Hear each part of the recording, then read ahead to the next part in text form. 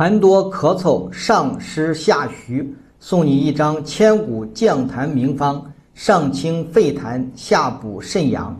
你是不是经常的痰多咳嗽、气喘、胸口闷，还伴随有腰膝酸软、手脚冰凉呢？这就是典型的上湿下虚症候。这种情况应该如何调理呢？今天沈医生就给大家分享千古名方苏子降气汤。苏子降气汤可以说是降气剂的头牌，在我们看来，它是降痰第一方，更加准确。我们来看看它的组成：紫苏、半夏、当归、前胡、厚朴、肉桂、甘草，主要是治疗上实下虚所引起的一系列症状。上实主要是痰浊阻在肺里，导致肺气不降，所以说呢，就会出现咳嗽、痰多、气喘等症状。伸出舌头就会发现舌苔白滑或者白腻。下虚是指肾阳不足，肾不纳气；阳虚导致筋骨失去温煦和濡养，然后出现腰膝酸软、手脚冰凉等症候。肾阳虚还会导致水液的蒸腾气化受到影响，然后出现痰湿聚集，痰湿上犯心胸，就会胸闷痰多。另外，肾不纳气会导致肺的宣降功能失常，然后出现气短不足以吸，也就是所以苏子降气汤在治疗上实下虚系列症候的同时，是兵分了3路。第一路把上拥在肺的痰给降下来，一路是去解决肾的问题，把肾阳补上来，还有一路就是要把气机疏通，把上焦和中焦的道路通通打开。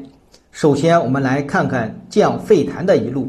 方中紫苏子性温质润，最擅长疏泄气机，把淤结的肺气给打开，具有很好的降气化痰的作用。前胡味苦，也可以很好的降泻，既能驱除痰，又能消除肺里面拥堵的垃圾，还可以降气缓解肺气上逆引起的咳嗽气喘。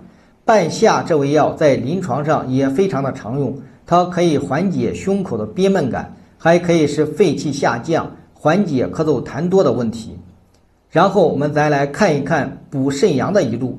方中肉桂可以补命门不足，补肾助阳，引火归元，还可以温通经脉。干姜辛热燥烈，入脾胃，擅长温中散寒，健运脾阳。脾阳充足以后，可以充养肾阳，脾肾双补。最后一路再看看方中厚朴味辛，主行主散，擅长疏通气机，尤其是通运中焦之气。这个路打开了，痰才可以往下降，肾阳也可以往上升。还有一味当归，气不通了，血液运行受到阻碍，所以用当归来活血。同时当归还可以补血，在化瘀的同时不至于耗伤我们体内的津液。甘草调和诸药，让它们有规律有秩序地发挥作用。大多数人工作劳累，压力大，作息饮食都不规律，还缺乏运动，所以很少有单纯的实症或虚症，大多都是一个虚实夹杂的状态。